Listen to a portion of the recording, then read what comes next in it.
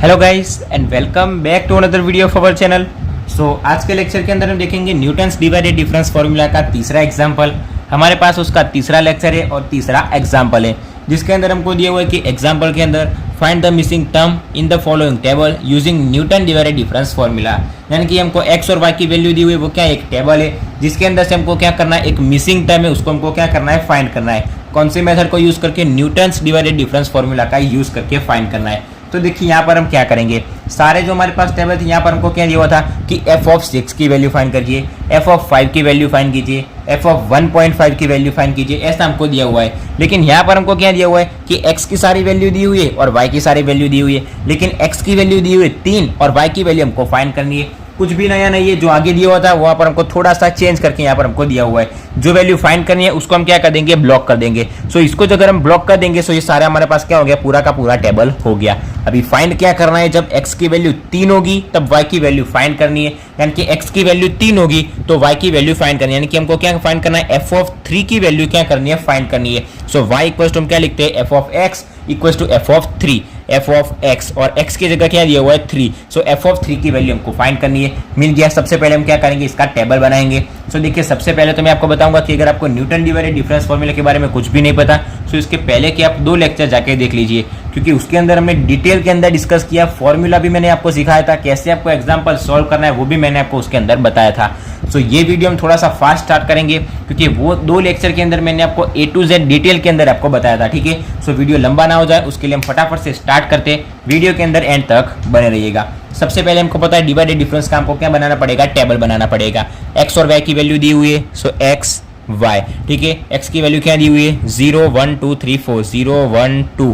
फिर यहाँ पर हम 3 की वैल्यू कंसीडर नहीं करेंगे, क्योंकि 3 के सामने y की वैल्यू हमको नहीं दी हुई है। सो डायरेक्टली हम क्या लिखेंगे, 2 के बाद डायरेक्टली हम लिखेंगे 4। ठीक है, y की वैल्यू क्या होगी, जब 0 होगा तब 1, 0 की 1, फिर 1 की वैल्यू x की जगह 1 होगा तब y की वैल्यू 3, x की वैल्यू 1 होगा तब y की वैल्यू 3, 2 पे 9, 2 पे 9, 3 कंसीडर नहीं किया, डायरेक्टली 4 पे 81। ठीक है, अभी हम क्या करेंगे, सारे डिवाइडेड डिफरेंस। सो x y के बाद क्या आएगा, डेल्टा y, फिर डेल्टा स्क्वायर वाई और डेल्टा क्यूब वाई। क्यों हमने डेल्टा क्यूब वाई तक क्यों लिया, क्योंकि हमारे पास 1 2 3 4 टर्म थे, 4 टर्म यहाँ पर थे, 4 में से 1 कम यानी कि 3। सो डेल्टा क्यूब वाई यानी कि डेल्टा की पावर 3 वाई तक हम जाएंगे। ठीक है, यहाँ तक कंप्लीट हो गया। अभी हमको पता है डेल्टा वाई कैसे फाइंड करना है। सो ऑलवेज हम क्या करेंगे, 3 में से 1 को माइनस करेंगे। सो 3 माइनस 1, नीचे डिवीजन में क्या करेंगे, उसके आगे x यानी कि 1 में से 0 को माइनस करेंगे। So 1 minus 0 equals to 3 minus 1 into 2 और 1 माइनस 0 इंटू 1। सो 2 बाय 1 यानी कि हमको क्या मिलेगा, 2 मिलेगा। ठीक है, सो इसका आंसर ये जो टर्म था इन दोनों का डिवाइडेड डिफरेंस के बीच में लिखेंगे, इन दोनों का डिवाइडेड का डिफरेंस हम इन दोनों के बीच में लिखेंगे, ये दोनों का डिवाइडेड डिफरेंस इन दोनों के बीच में लिखेंगे। ठीक है, सो 3 और 1 का डिवाइडेड डिफरेंस हमको क्या मिला, 2 मिला। ठीक है,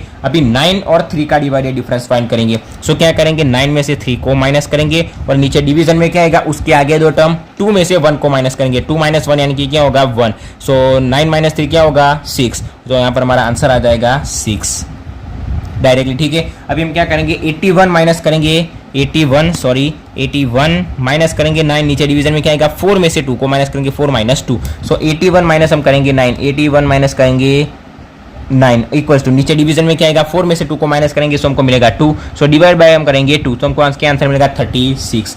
सो ये जो डिवाइडेड डिफरेंस होगा उसका आंसर क्या मिलेगा, 36 मिलेगा। अभी हम क्या करेंगे, इन दोनों का क्या करेंगे, डिवाइडेड डिफरेंस फाइंड करेंगे। अभी ये दोनों का डिवाइडेड डिफरेंस यहाँ मिलेगा, इन दोनों का डिवाइडेड डिफरेंस इन दोनों के बीच में मिलेगा, और ये दोनों जो टर्म है उसका डिवाइडेड डिफरेंस हमको उन दोनों के बीच में मिलेगा। सो भी क्या करेंगे, 6 में से 2 को माइनस करेंगे, नीचे डिवीजन में क्या करेंगे, हमको पता है नया डिवाइडेड डिफरेंस आया। सो क्या करेंगे, 0 को माइनस करेंगे, लेकिन दूसरा डिवाइडेड डिफरेंस है तो 1 को क्या करेंगे, ब्लॉक करेंगे। 1 में से 0 को माइनस नहीं करेंगे, 1 को ब्लॉक करेंगे। माइनस किसको करना है, 0 को माइनस करना है। लेकिन अभी 1 को क्या करेंगे, ब्लॉक करेंगे। 0 के नीचे 1 था, 1 में से उसको माइनस करते थे, नीचे में से ऊपर वाले को माइनस करते थे। लेकिन अभी हम 1 का क्या रखेंगे, गैप रखेंगे। सो 1 को ब्लॉक करेंगे, 0 के नीचे 1 उसको कंसीडर नहीं करेंगे, और उसके नीचे जो टर्म होगा 2 में से हम 0 को माइनस करेंगे। सो 2 माइनस 0। ठीक है, यहाँ पर अभी क्या करेंगे 36 में से माइनस करेंगे 6 को।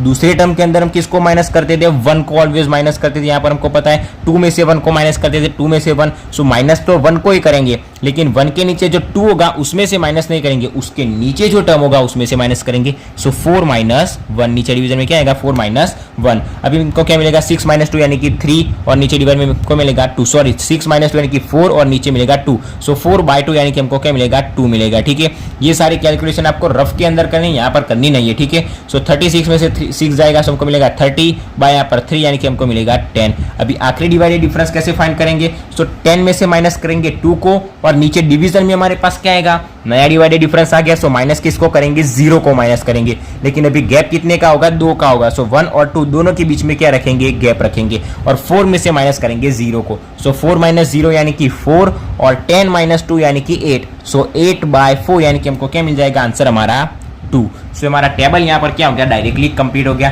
अभी हमारे पास फॉर्मूला है, डायरेक्टली क्या करते हैं, फॉर्मूले के अंदर सारी वैल्यूज रखते हैं। फॉर्मूला याद नहीं रहता तो हम क्या करेंगे, हमारी ट्रिक का यूज करेंगे। ये हमारे पास फॉर्मूला याद रहता है तो याद रखेंगे, नहीं रहता तो डायरेक्टली हमारी मेथड का यूज करेंगे। क्या करेंगे, सबसे पहले किसकी वैल्यू फाइंड करनी है, y की वैल्यू फाइंड करनी है। y की जगह हम लिख सकते हैं f ऑफ x की जगह x की जगह 3, सो f(3) लिख सकते हैं इक्वल टू।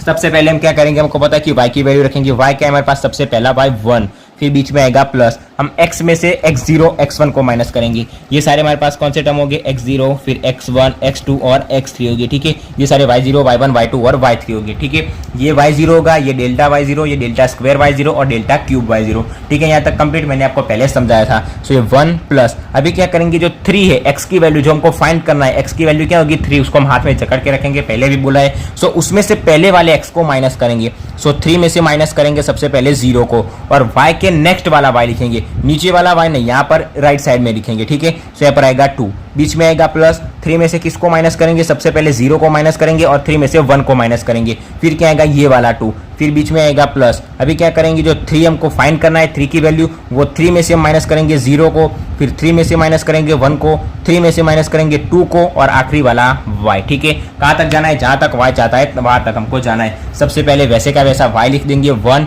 फिर बीच में आएगा प्लस, 3 में से 0 को माइनस करेंगे, एक ही बार माइनस करना है, 3 में से 0 को माइनस करेंगे नेक्स्ट y, फिर 3 में से 0 और 1 दोनों को माइनस करना है, फिर नेक्स्ट y, फिर 3 में से 1 2 3 तीनों को हमको माइनस करना है। सबसे पहले हमने 0 को माइनस किया, फिर 0 1 को माइनस किया, फिर 0 1 2 तीनों को माइनस किया, वहां पर हमको यहाँ पर y मिल गया। अभी नेक्स्ट हमारे पास कोई y बचा नहीं, ये हम किसी को माइनस नहीं करेंगे। हमको पता है कि आखिरी वाला जो x वाला टर्म होगा वो हमारे पास बचा ही जाएगा, मतलब हम x में से आखिरी वाले टर्म को माइनस नहीं कर पाएंगे। क्यों, क्योंकि हमारे पास सारे के सारे जो यहाँ पर y होंगे वो क्या हो गए होंगे, कंप्लीट हो गए होंगे। सो इक्वल टू आएगा 1 प्लस 3 इंटू 2 क्या होगा 6 प्लस 3 इंटू 2 इंटू 2, सो क्या होगा 12। सो इक्वल टू हमको मिलेगा 12 प्लस 3 इंटू 2 होगा 6 इंटू 1, तो 6 इंटू 2 12। सो इसका डायरेक्टली हम क्या करेंगे, एडिशन 12 24 और 6 होगा 30 और 1 31, इक्वल टू हमको इसका आंसर मिल जाएगा 31। किसकी वैल्यू हमको फाइंड करनी थी, f(3) की वैल्यू हमको क्या मिल गई 31। अभी कंप्लीट कैसे करेंगे, हमारा आंसर सही है या गलत, तो सबसे पहले x की वैल्यू देखते हैं। x की वैल्यू क्या थी 3, 3 दूर किसके बीच में आएगी, सो 0 1 2 4, ये 4 और 2 और 4 के बीच में क्या आएगा 3 आएगा। x की वैल्यू 2 और 4 के बीच में आएगी 3, और y की वैल्यू भी क्या आएगी, जो 2 और 3 यानी कि 9 और 81 के बीच में आएगी। सो क्या है हमारे पास वैल्यू 31। सो x की वैल्यू 2 और 4 के बीच में 3 आ गई, और 9 और 81 के बीच में 31 आ गई, मतलब इन दोनों के बीच में हमारी वैल्यू y की वैल्यू लाई करती है। सो वो हमारा क्या होगा, आंसर सही हो गया। ठीक है, 2 3 4 9 31 81। ठीक है, वैल्यू डायरेक्ट यहाँ पर बढ़ती जा रही है, यहाँ पर भी बढ़ती जा रही है। सो हमारा आंसर क्या होगा, यहाँ पर कंफर्म हो गया कि हमारा आंसर क्या है, राइट है। ठीक है, सो ये था न्यूटन डिवाइडेड डिफरेंस फॉर्मूला का एक और नया एग्जांपल। इसके नेक्स्ट लेक्चर के अंदर हम एक और एग्जांपल देखेंगे, जिसके अंदर हमको क्या फाइंड करना है, पॉलिनोमियल फाइंड करना है। पॉलिनोमियल क्या होता है, कोई इक्वेशन फाइंड करना है। आज के लेक्चर में यहाँ तक रखते हैं। आशा रखता हूँ कि आपको ये एग्जांपल के अंदर पूरी की पूरी जानकारी A to Z आपको पता चल गई होगी। ठीक है, वीडियो अच्छा लगा हो तो वीडियो को लाइक और शेयर जरूर से कर देना, इच्छा हो तो चैनल को सब्सक्राइब भी जरूर से कर देना। So thanks for watching guys.